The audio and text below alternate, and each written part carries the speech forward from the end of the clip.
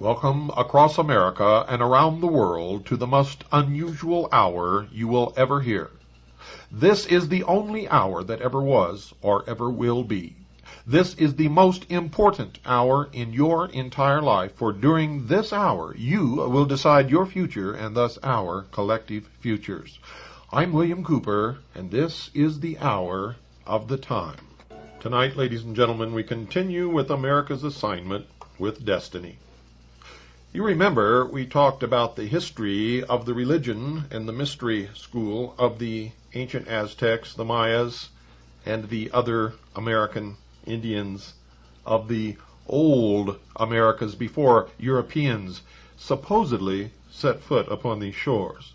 As you will hear, it's entirely possible and indeed highly probable that not only Europeans but people from the Middle East and from the continent of Africa set foot on these shores long, long before Columbus ever dreamed of reaching India by sailing toward the west. In fact, if you've been listening closely to the previous episodes of America's Assignment with Destiny, you may have already understood that the Indians were practicing almost exactly the same mystery religion that was present in the Middle East and in Egypt long, long before the birth of Christ. Many tribes, especially the Plains Indians, believed that thunder and lightning were caused by enormous birds. The rumbling sounds in the sky accompanying storms were due to the flapping of their wings, and the flashes of light were caused by the opening and closing of their eyes. In some groups, only one thunderbird was recognized.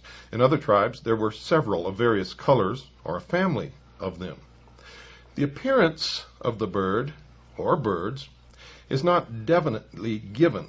It might be similar to a large hawk, an eagle, or even a grouse. The thunderbird could use its wings as a bow to shoot arrows, and small meteors were believed to be the heads of these arrows. On the plains, thunderstorms were said to result from a contest between a thunderbird and a huge rattlesnake or dragon-like monster. Persons struck by lightning, if they recovered, were accepted as sages or holy men, having received a very strong medicine from this experience. In some areas, the thunderbird was closely associated with the religious mysteries or societies. Those who saw this creature in their vigils usually considered themselves as intended for a religious life. The myths and legends of the thunderbird are similar to the European and Asiatic accounts of the fabled phoenix, which you're hearing an awful lot about even today. The phoenix nested in flames and symbolized initiation and adeptship, and today it symbolizes the New World Order rising from the ashes of the old. Death and rebirth, resurrection, reincarnation, all of these are the symbols, are symbolized by the phoenix. Early drawings of the Great Seal of the United States indicate that the bird represented thereon was a phoenix, rather than the eagle that you see today. Like the Mexican coat of arms, which shows an eagle with a serpent in its claws, the American device is strongly reminiscent of a thunderbird. These creatures were also said to inhabit a sky world above the clouds and served as messengers between mortals and the heavenly beings. Farther south, the thunderbird symbol merged with the quetzal and the serpent feathered with quetzal plumes. The quetzal was identical in meaning with the phoenix of Asia, North Africa, and the Near East. The feathered serpent symbolism can be traced back to the hooded nagas, or serpent gods of India, and to the winged serpents which occur in the writings and sculpturings of the ancient Egyptians. The serpent was the messenger and servant of the Earth Mother because it dwelt below ground. For this reason, rattlesnakes were released during the snake dances in order that they might carry the petitions of the tribe to the mother who dwelt below. Birds were also carriers of tidings, and as they flew upward, they bore with them prayers to the Great Father who lived in the sky lodge. The thunderbird was the most powerful and was the lord of flying things. The thunderbird and the feathered snake were symbolical of the mysteries of the upper and lower regions. Priestly orders served this twofold cult, the secrets of which were revealed only by an internal mystical experience. Now remember the ancient Egyptian religion? They had the mysteries of the upper and lower regions, and the priestly orders served this twofold cult also, the androgynous god. Britain, describing various devices used by the Amerindian tribes to conserve their religious secrets, says, all these stratagems were intended to shroud with impenetrable secrecy the mysteries of the brotherhood. With the same motive, the priests formed societies of different grades of illumination, only to be entered by those willing to undergo trying ordeals, whose secrets were not to be revealed under the severest penalties. Now, anyone who's listened to our 26 episodes of the series on Mystery Babylon, the Mystery Schools, will recognize the exact same religious philosophy that permeated first the old Mediterranean world and northern Africa, and then through the episodes of the Crusades and the Templars was brought into Europe and persists to this day all over the world. The Algonkins had 3 such grades. Remember the 3 degrees of initiation? 3 degrees in 6 acts, or 18, 6, 6, 6. The 3 grades of the Algonkins were the Wabino, the Meda, and the Josekid, the last, of course, being the highest. To this, no white man was ever admitted. All tribes appear to have been controlled by these secret societies, just as our modern society is controlled by the mysteries today. Among the Amerindians, secret societies existed for the perpetuation and enlargement of the choicest knowledge of the tribe. Remember, at the heart and soul of the mysteries is illumination, the light, Lucifer. Lucifer, of course, is represented by the sun, which is the wisdom of the world. It represents the intellect. Remember the Garden of Eden, the story? That Lucifer, through his agent Satan, enticed Eve and thus man to eat of the fruit of the tree of knowledge and told them that they would not surely die and that they would be as gods. Well, this is the promise. And with that gift of intellect that man received from Satan, indirectly from Lucifer, man himself will become God. This is the heart and soul of the mystery schools. There were war associations, healing cults, and fraternities concerned with the religious mysteries, the keeping of records, and the dramatization of myths. There were ethical societies, orders of mirth makers, fire walkers, and hunters presided over by elders who had distinguishing regalia. Women frequently became leaders of these groups. Among the Pueblo Indians, there were often a dozen or more societies in one village. While their objectives were not always parallel, there was no friction among the memberships, and they united in all common responsibilities. The Indian was always a tolerant man on the subject of spiritual convictions. He never inquired as to the faith of his guest, but expected that every true believer would conduct himself in an honorable way.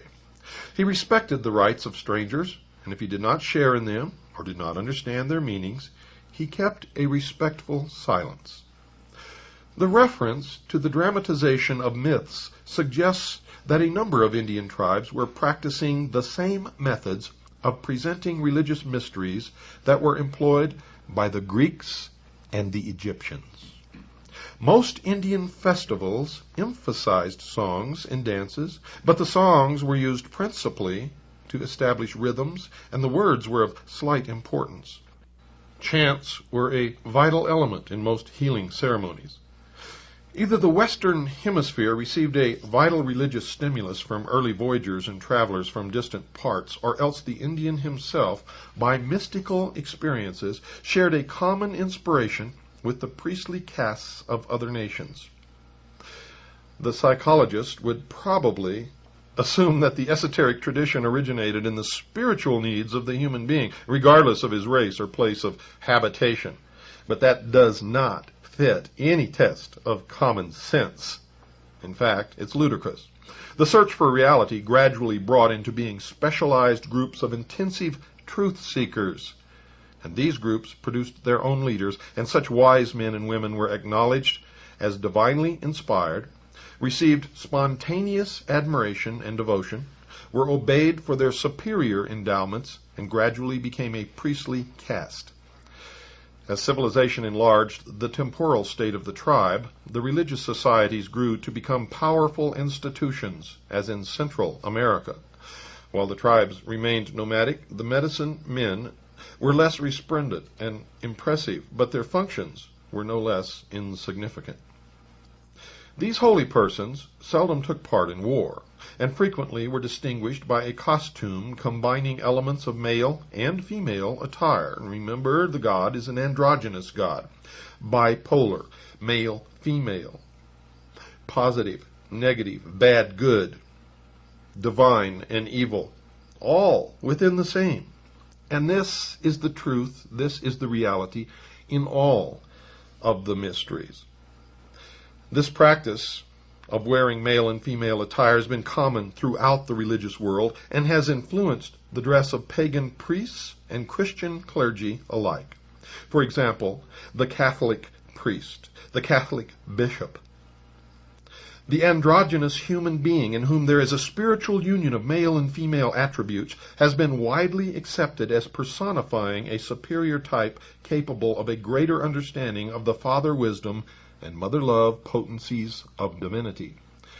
Such symbolism, ladies and gentlemen, existed in all of the great esoteric orders of the past. While ethnologists may be reluctant to admit that the Indians had any formal concept of an esoteric religion, examination into the secret beliefs of the priests of the various tribes shows that they were verging toward the adept tradition, even if it had not matured among them. The Midewiwin, our great medicine society of the Ojibways, initiated both men and women into the secrets of the art of healing and the control of the vital current coursing through the nerve centers of the human body. The Society of the Medes, or shamans, had birch bark rolls which depicted the arrangements of the lodges and included many strange pictographs. Of these, W.J. Hoffman writes, quote, "To persons acquainted with secret societies, a good comparison for the Midewiwin charts would be what is called a trestle board of the Masonic order, which is printed and published and publicly exposed without exhibiting any secrets of the order. Yet it is not only significant, but useful to the esoteric in assistance to their memory as to the details of the ceremony." Unquote. The secrets of the Midewiwin were originally communicated to mankind by an initiate priest, Manabozho, or Great Rabbit, who was a servant of the Good Spirit. The cross was an important symbol in the Midewiwin rites, and it is interesting that the Medes steadfastly refused to give up their religion and be converted to Christianity. The controversy as to the possible Masonic significance of the Midewiwin rites may be noted, but has slight bearing upon the essential facts. Although the birch bark rolls have bestowed prominence upon the activities of this society, other tribes practiced equally significant rituals and ceremonies. Candidates advanced through 4 degrees, traveling toward the east. And where have you heard that before, steady listeners? And the lodge rooms were enclosures open to the sky and connecting with each other through doors and passageways so that they could look upon the celestial sphere. The neophyte was tested and subjected to trials and hazards, and also was presented with a sequence of visual arrangements of symbols and other esoteric paraphernalia. The purpose of the Great Medicine Society was to enlighten the human mind and soul and to bind the initiates to the service of their people. It included a method for stimulating extrasensory perceptions and a personal investigation into the secrets of nature. In 1919, Arthur C. Parker was invited into a secret lodge of the Senecas to witness their ceremonies. Here he heard the legend of Red Hand, a culture hero who could hold conversation with the Great Mystery. From the Great Mystery he learned to love all the creatures of the earth, and he spoke the language of the birds and animals. Red Hand was slain by a poisoned arrow because he would not reveal to his assassin the secret of his spiritual power. The animals, discovering by the power of scent that their brother friend had been killed, gathered in council about his body to find a means of bringing him back to life. Each of the creatures gave part of himself to restore Red Hand to the living. At last the bear came forward, and grasping the hand of the martyred hero, raised him by the strong grip of his paw. Those acquainted with the ritual of the 3rd degree of the Blue Lodge of Freemasonry will realize that this story must have originated among the rituals of the esoteric schools, because it is the exact same ceremony of the raising of the Master Mason at the end of the initiation of the 3rd degree by the grip of the lion's paw. Mr. Parker himself, a 32nd degree Freemason, sums up the account of his experience in the rites of the Senecas thusly, quote, "Little has been told. The door has only been held ajar the slightest space, and no secrets have been revealed. There were feather wands and deerskins, but no purple robes or crowns. Yet who shall say that the Senecas have not the thread of the legend of Osiris, or that they have not an inherent Freemasonry?" Unquote. And indeed, who can say? In the area centering in what is now New York State and extending north and south a considerable distance, the 5, later 6 nations comprising the Iroquois League attained a high state of social and political integrity. The 2 great leaders of these Amerinds were Daganoweda and Hiawatha. It is impossible to study the life of Daganoweda, whose coming was announced by a mysterious visitor from the heaven world, without realizing that he fulfilled all the requirements of the adept tradition. Daganoweda was born of an immaculate conception. Let me say that again for you folks.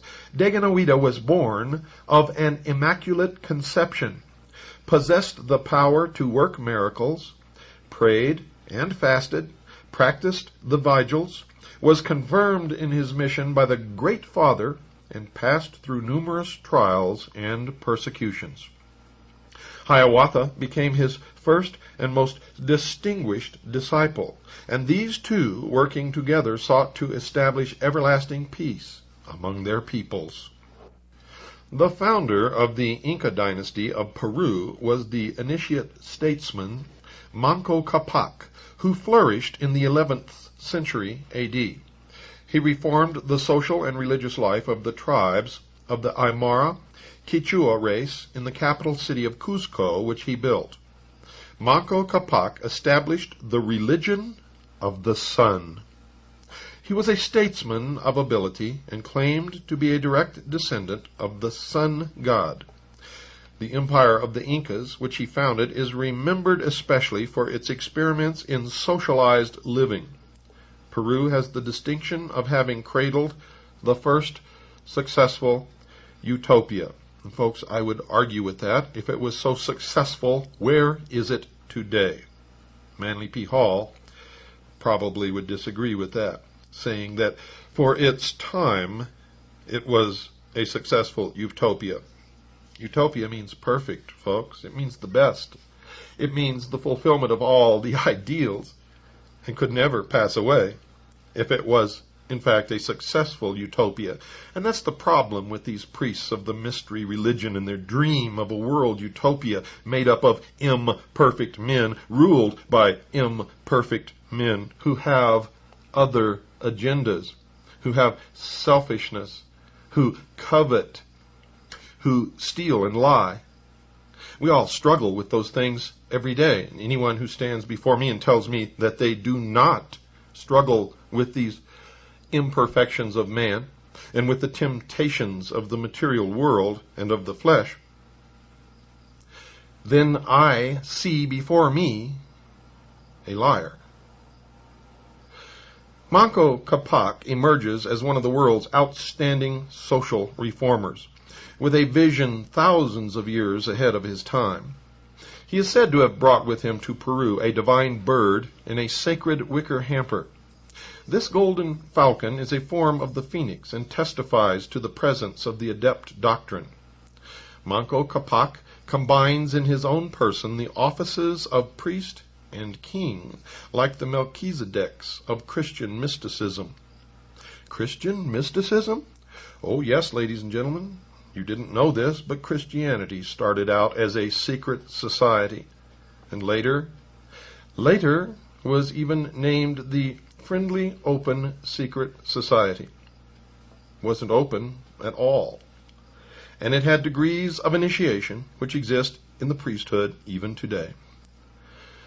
Although some historians may be a trifle impulsive when they suggest that Manco Capac was a Buddhist priest, there can be no doubt that the Peruvian culture was heavily influenced by symbols, rituals, and philosophical elements usually associated with the trans-Himalayan area of Central Asia. Now, if Manco Capac was not a Buddhist priest from the Far East, how did he bring these teachings to the Indian people, who had never seen or heard of him before and knew not from whence he came? In Daganoweda, with his great league, Quetzalcoatl, Kulkulkan, and his splendid socialized empires in Mexico and Central America, and Manco Capac, and the communal system which he set up in Peru, we have three clear and definite accounts of initiate leaders establishing schools of esoteric doctrines in the Western Hemisphere. From a consideration of their attainments and the systems which they inaugurated, we can come to but one conclusion, ladies and gentlemen. The mystery schools of antiquity were represented in the Americas by institutions identical in principle and in purpose with those of Asia and the Mediterranean countries. How could this be? How indeed? Is it true that at one time, according to the theory of plate tectonics, that all of the continents were together in one, and that there was free interchange and activity conducted between all of the peoples of the earth? Were they indeed at one time ruled by one great ruler in one great city? And was there at one time one great continent in the whole world known as Atlantis?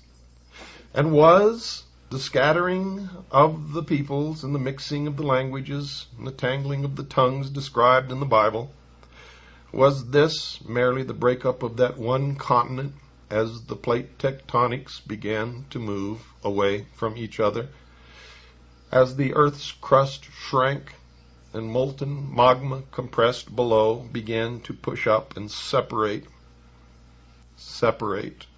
the pieces of land from each other? Was this the scattering of the peoples? Was this the destruction of the Tower of Babel? Was this the real truth? of what happened in history? It doesn't say that here. This is what has come to mind in my own research, and may account for many of the legends of all the peoples of the earth. We have much more study to do, much more putting together of the pieces of the puzzle. But folks, of all the studies that have ever been made, we believe that our conclusions are probably closer to the truth than anyone else has ever come. In any case, we hope we are, and if we're not, we certainly will pick up the thread of truth wherever it leads us, and if we turn out to be wrong, you will be the first to hear it. But it appears to us that at one time, all of the peoples of the world had a common source of religion and knowledge, and that somehow these people were scattered over the earth and lost their contact with each other and lost their contact with the source of their religion and their knowledge. And even though some of the portions of their society and some of their religions may differ slightly, at the heart and core of all of them, they are the same. And that is what is important, that you understand that somehow the great mystery religions and the great societies that existed in ancient Egypt and Mesopotamia and Greece and eventually in Europe were nothing new to the peoples who lived in South America and North America and on the Asian continent. And the mysteries were even known to the Aboriginals in the continent of Australia, in the islands of New Guinea, in the rainforests of the Amazon jungle. So you see, folks, what we are talking about here is not the story of one sacrificed king, but the story existed amongst all peoples in all areas of all the islands and continents and lands of the world. To all peoples there appeared a man who taught the same teachings, who experienced the same persecutions and ultimately the same death, the sacrificed king, that we in the Western world have always known as Jesus Christ. Was it the same man who appeared to all peoples? Or were they different men sent by God who appeared to all peoples? Or were they merely men who pulled off in their different cultures and societies the greatest hoax in the world?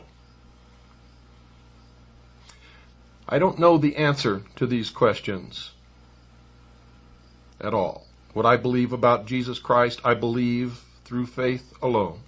For indeed, no one has ever been able to even prove that the man really lived and walked upon the face of this earth in the Middle East, and I'm speaking of the man that we know as Jesus Christ, and not all of the other people who appeared to various cultures and various societies in the world who fulfilled the same role to those people. And maybe that's why it was so difficult to convert some peoples to Christianity. Maybe they already were, in their own way, Christians. It's time for our break, folks. Don't go away. I'll be right back after this very short pause. Folks, I hope you're enjoying tonight's program. This will be the 27th broadcast in the series on the mystery religions, the mystery schools, the ancient mystery religions of Babylon.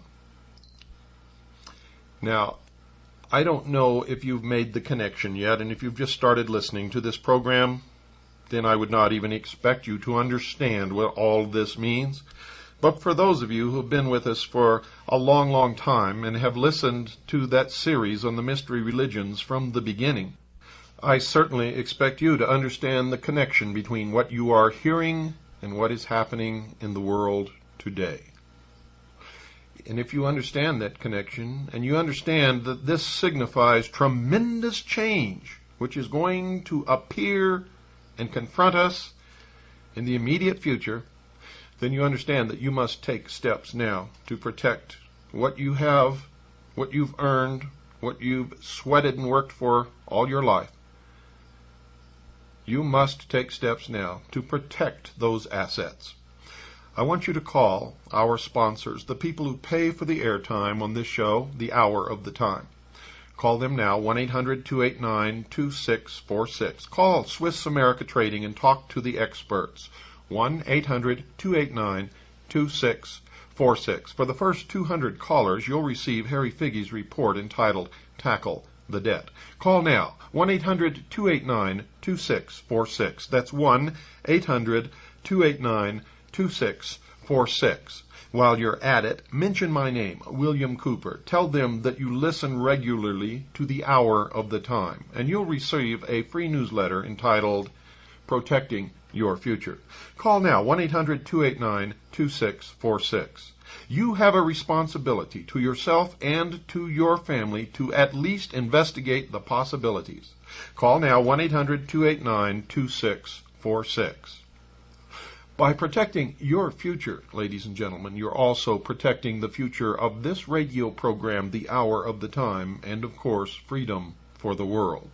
Call now, 1-800-289-2646. That's 1-800-289-2646. You'll be glad that you did.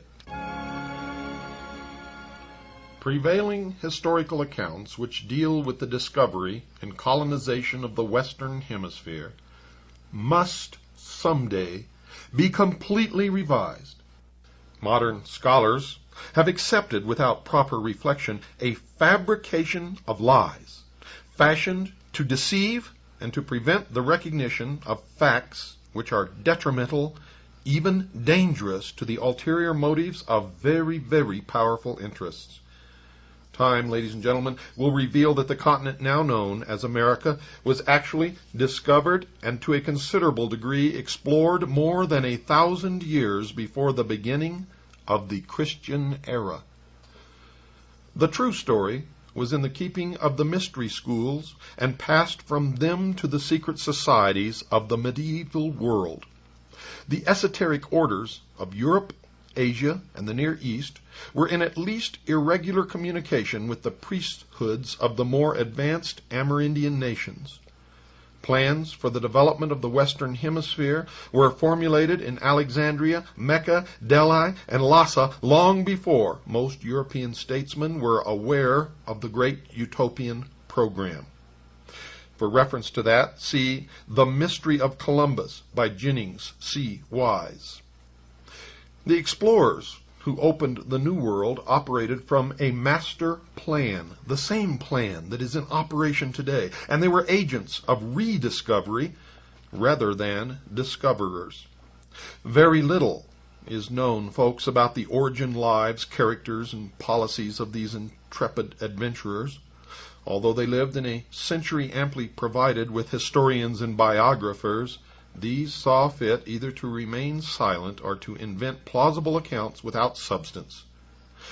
Does it not seem remarkable that no one is certain whether Christopher Columbus was actually an English prince, a Greek nobleman, or a Genoese sea captain?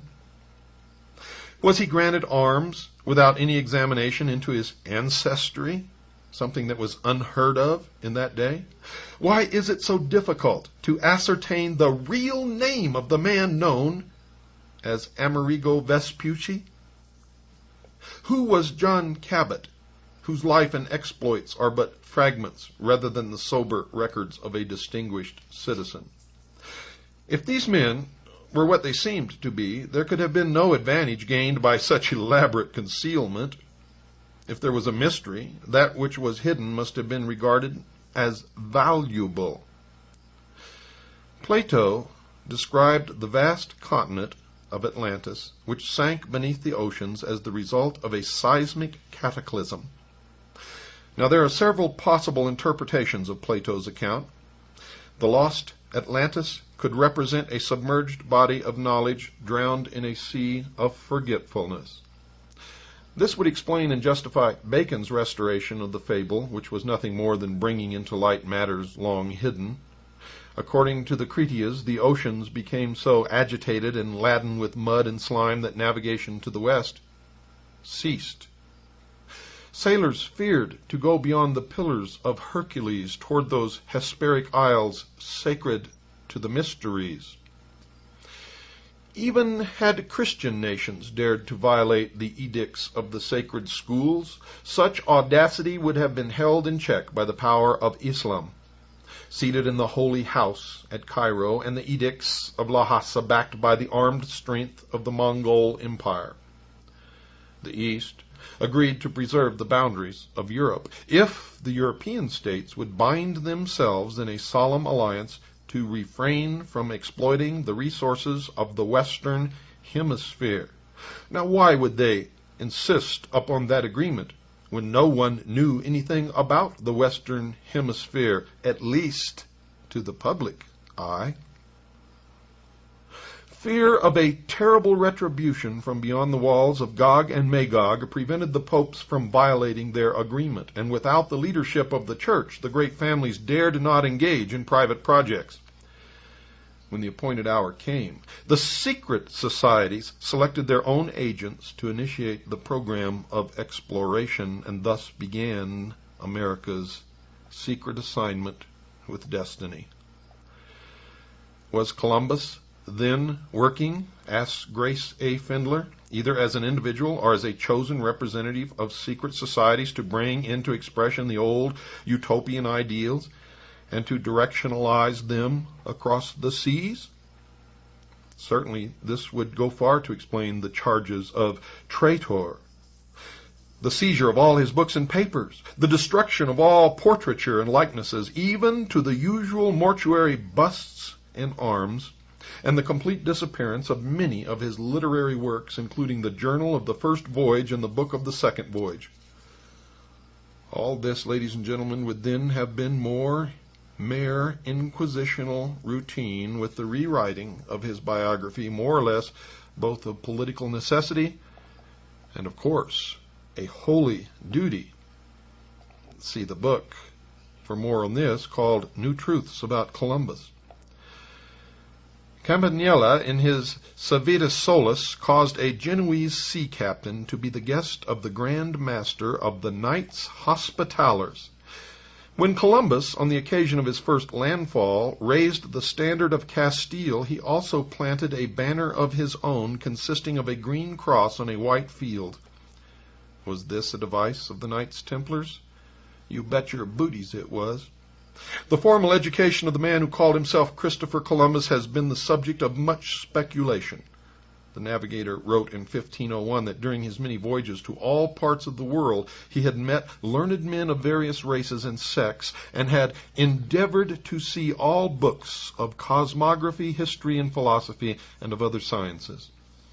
Now, if the admiral had seriously endeavored to examine early works on navigation, he undoubtedly had noted the references, brief but significant, by Homer, Solon, Aristotle, Pliny, and other ancient authors to, quote, distant lands beyond the great oceans, unquote. Plutarch's voyagers must have explored vast areas, and Verplanck Colvin summarizes the old accounts thus, quote, in the days of Homer, or rather before his time, navigators traveled thousands of miles out into the Atlantic and back across it. They were guided in their voyages by the stars, unquote.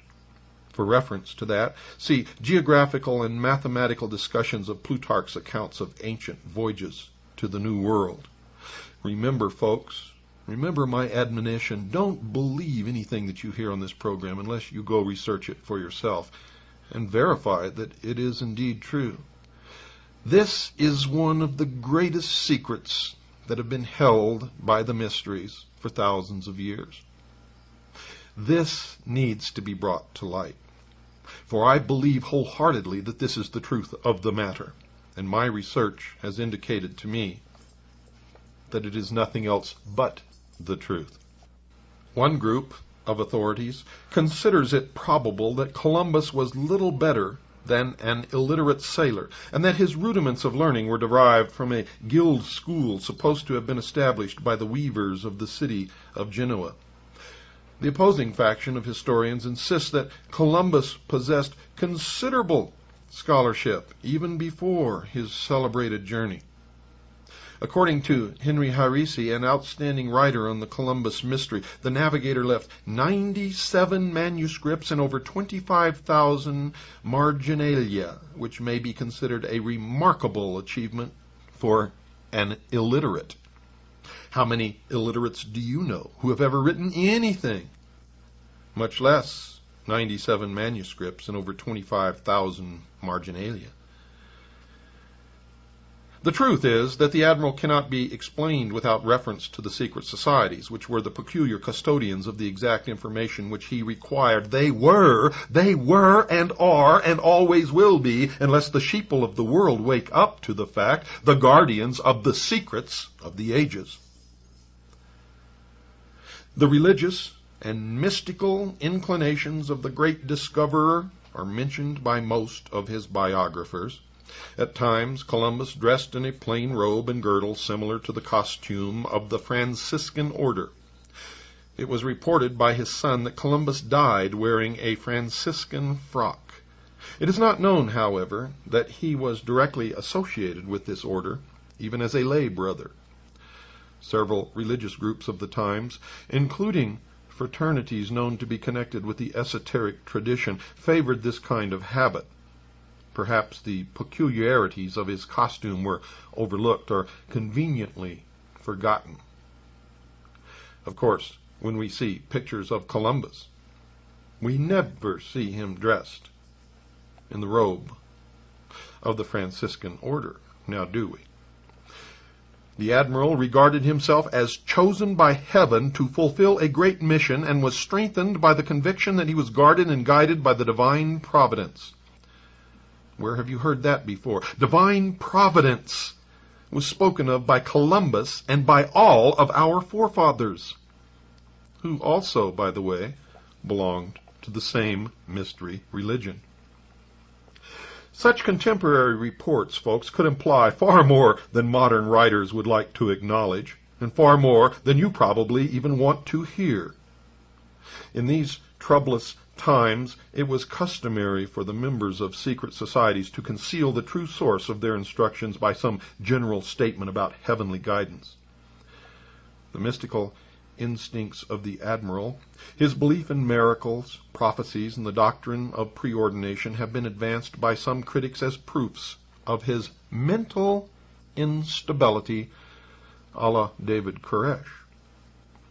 Referring to what he calls the colossal mystical self-confidence of Columbus, John Bartlett Brebner writes that it was so integral a part of the navigator that he could believe on one occasion in his voyaging that God had led him to the new heaven and new earth of revelation, and in his darkest hour he knew that God spoke to him in encouragement. On his third voyage, the navigator believed that he heard the voice of God speaking words of strength and comfort.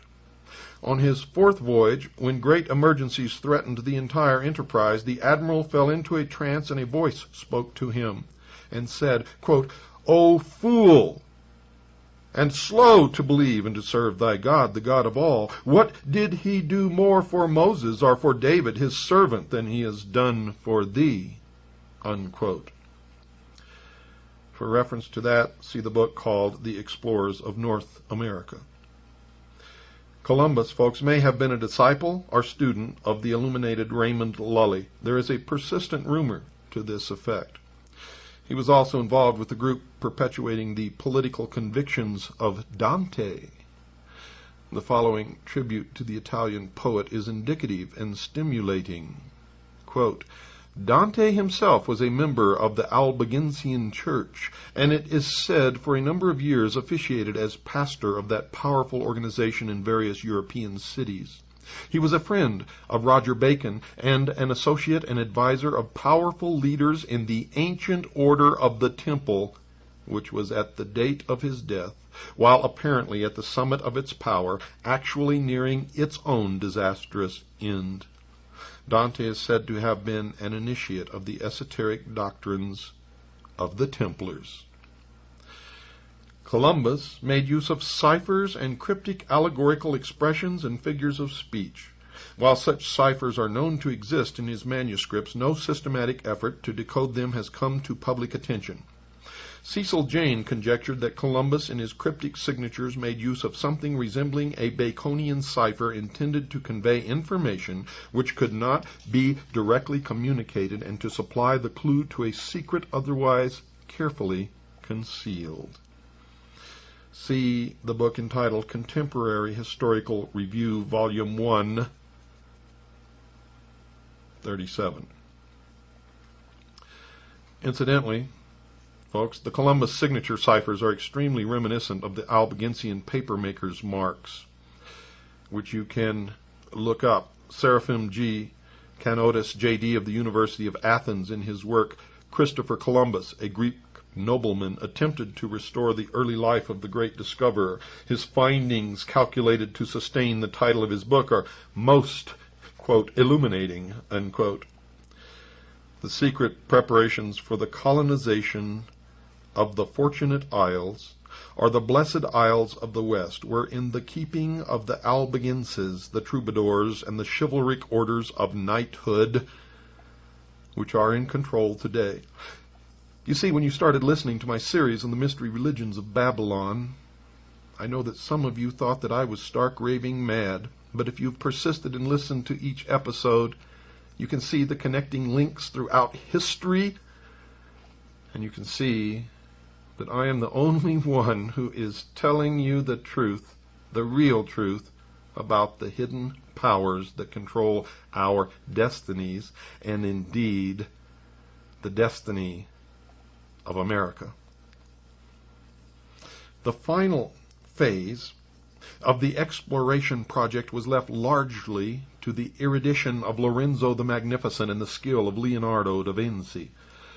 Lorenzo de' Medici was a distinguished Platonist, a patron of secret societies, the founder of an important philosophical school, and a subtle adversary of the Borgias. Leonardo was a faithful agent of the great Florentine prince, and one of those men possessed by the spirit of towardness. Although Lorenzo did not live to see the fulfillment of the great plan, quote unquote, he spoke the magic word which opened for Columbus the most exclusive institutions in Europe and invested him with the temporal means for acquiring a measure of consideration from liberal princes and scholars. You see, it was the invisible hand of the Medici that balanced on end the celebrated egg. The conclusions of Columbus concerning the shape of the earth indicate that he was acquainted with the esoteric traditions of Asia and the Near East. He partly revealed the source of his own instructions when he declared the planet to be shaped like a pear, the upper end of which projected toward the sky like the boss in the center of a shield, and it was not until we put satellites in the sky that the modern man discovered that the earth is shaped like a pear. And this discovery, ladies and gentlemen, came only recently. Only recently. So we know that Columbus did have some source of esoteric truth that was not known by the common man and was way beyond the ability of those at that time to even perceive or to know, unless they were the remnant of some great society that had gone before and was destroyed. Now, I'm not telling you that that's the truth, for no one really knows, but that's what all of the evidence seems to point to. And who are these people, the survivors? Well, I would not even want to venture a guess at this point, but I certainly want to continue my research, and I want you to continue yours, and together we will find out. Now, what he knew about the earth is that the top of this protuberance of the pear-shaped earth was the terrestrial paradise where none could go except by the grace of God. The admiral noted that this shape coincided with the opinions of certain holy and wise theologians, but he failed to mention the sects or religions to which they belonged. The Earth Mountain was certainly the Meru of the Brahmins and the sacred hill of the Egyptian mysteries.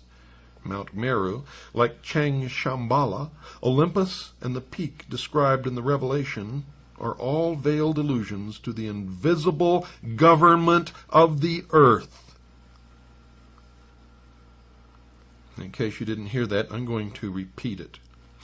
The Earth Mountain was certainly the Meru of the Brahmins and the sacred hill of the Egyptian mysteries. Mount Meru, like Chang Shambhala, Olympus, and the peak described in the Revelation are all veiled allusions to the invisible government of the earth.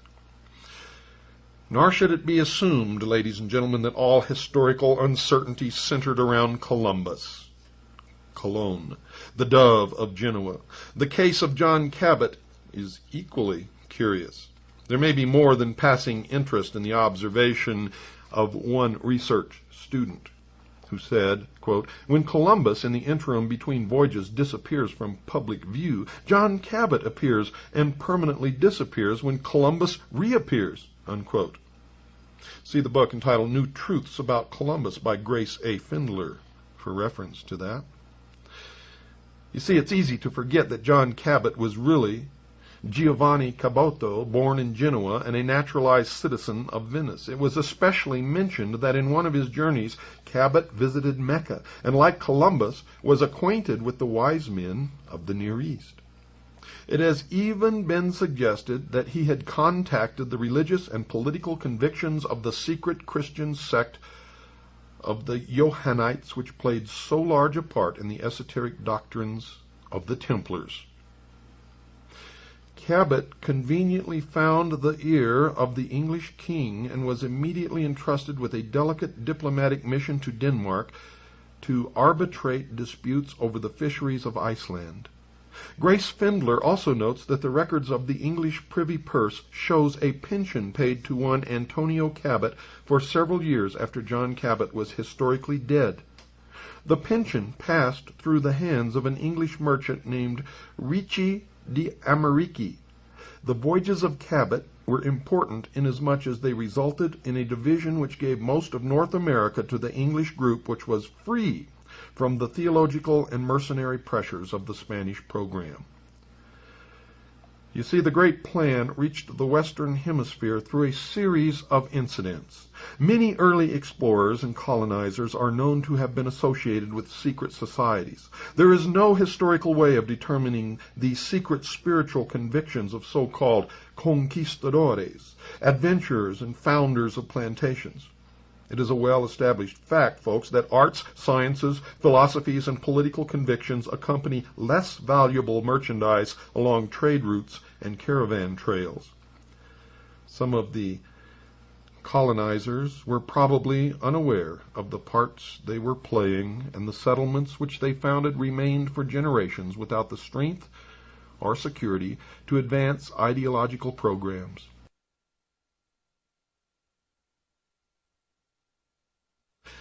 The work then, as always, was in the hands and keeping of a very few initiated leaders. They were responsible for the results, and they built slowly and wisely, thinking not of their own days or of their own reputation, but of the future in which the, quote, great plan, unquote, would be fulfilled.